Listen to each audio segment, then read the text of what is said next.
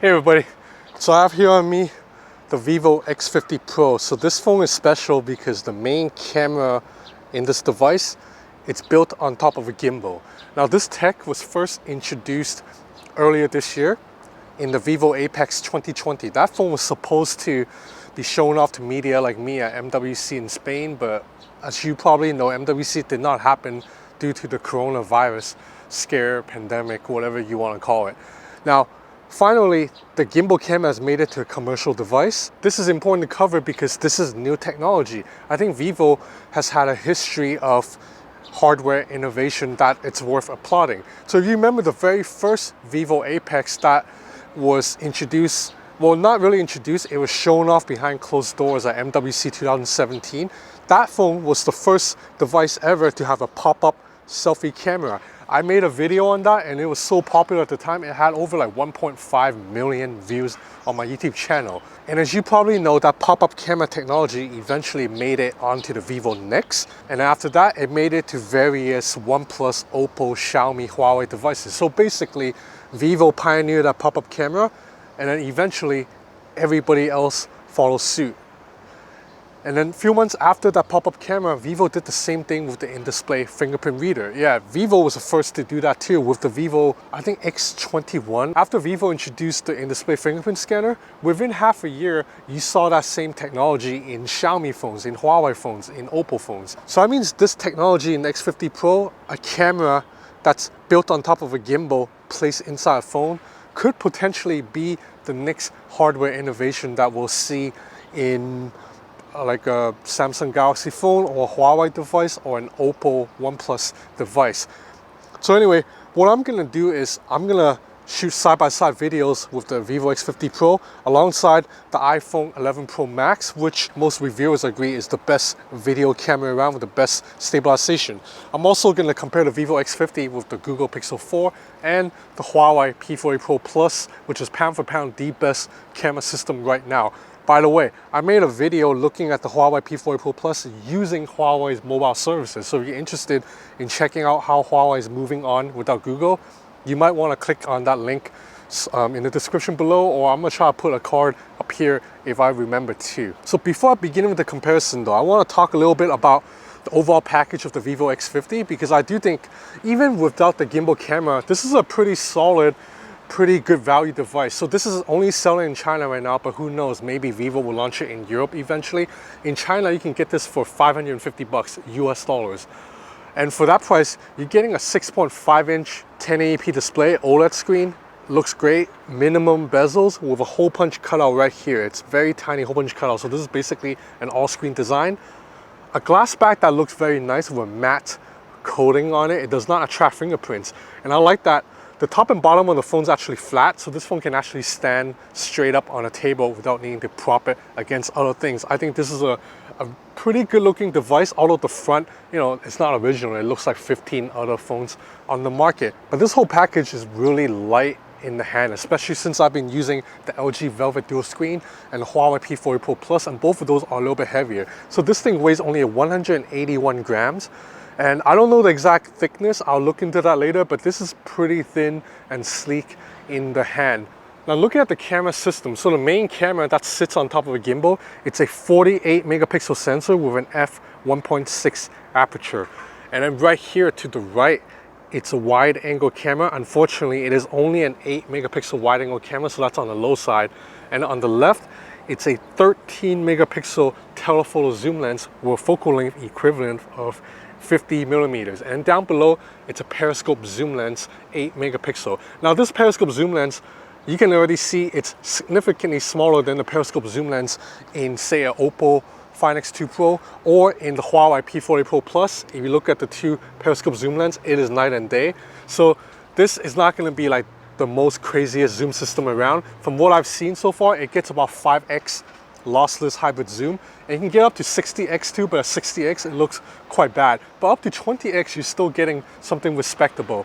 So you are still getting a periscope zoom lens, just don't expect the same periscope zoom lens that you get from the Oppo Find X2 Pro or the Huawei P40 Pro Plus. This is like a scaled down version of the periscope zoom lens like you've seen in the Realme X3 Super Zoom. Now this is not a flagship device because it's only $550, so the chip in here is a Snapdragon 765G, which is more than good enough to be honest, but there are other compromises. So there is no wireless charging and no water resistance. So I'm mainly going to be comparing video footage in the X50 Pro against the iPhone 11 Pro because this is the best video camera phone around. So before I start actually running around, I want to explain the differences between the two systems. So with an iPhone or with any other top tier Android smartphone, the stabilization you're getting is mostly EIS, electronic image stabilization. So how that works is the software will usually crop into an image, and then from there the software will use the cropped in photo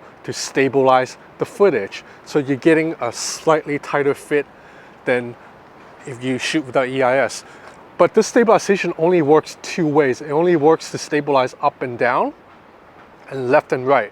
So the Vivo X50 Pro's camera system obviously can stabilize this way, up and down, and left and right, but it can also stabilize this way, like meaning this way. Now look at this example right here. I have both phones pointed at this picture of Michelle Obama, and I'm rotating my wrist slightly, just rocking it left and right. And look at the viewfinder. Look at how much more steady it is on the X50 Pro compared to the iPhone 11 Pro.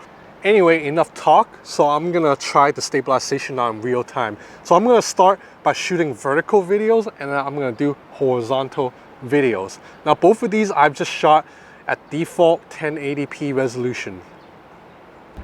Okay, so I've begun recording. So I'm gonna kind of walk slowly and speed up and then go into a full run. So I'm walking faster.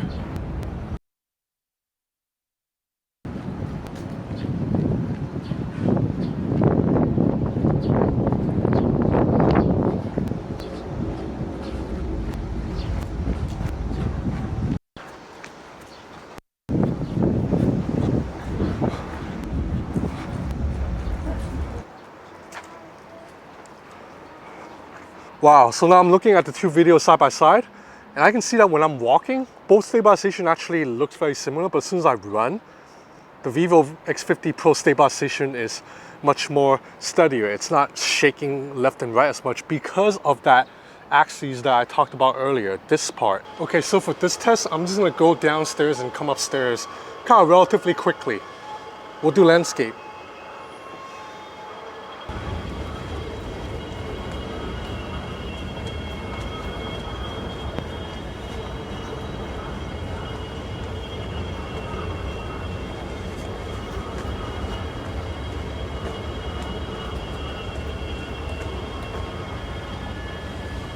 I just watched the staircase video right now on my computer screen, and interestingly, the iPhone held up pretty well against the Vivo X50 Pro right there, just going up and down the stairs.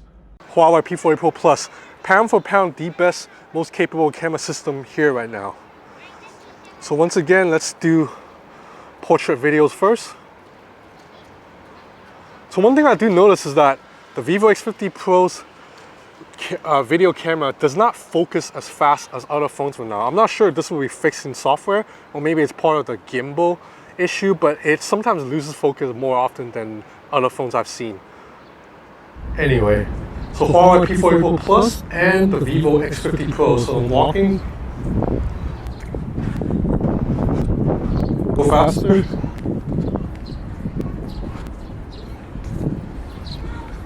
I'm gonna run.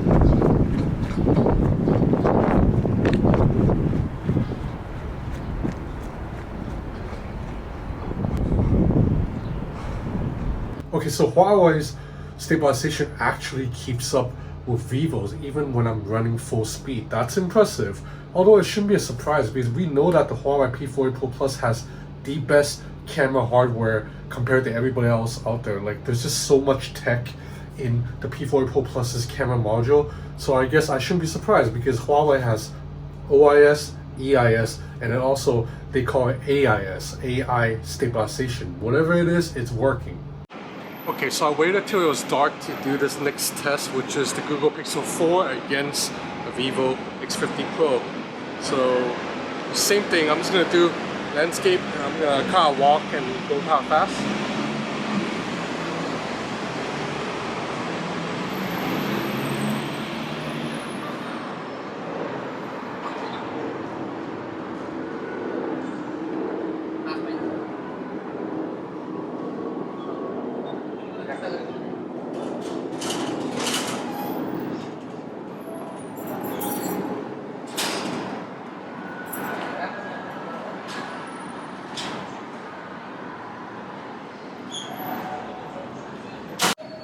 Okay, so at least so far, just from watching on the phone screen, the Vivo X50 Pro stabilization seems much better than the Pixel 4. That's not a surprise because the Pixel 4 is using only EIS, and EIS usually need a lot of light. So right now we're in a low light condition, so EIS is going to suffer. So we'll do the same test with the iPhone 11 Pro and the Vivo X50 Pro too. So same thing, landscape. I'm gonna try to run.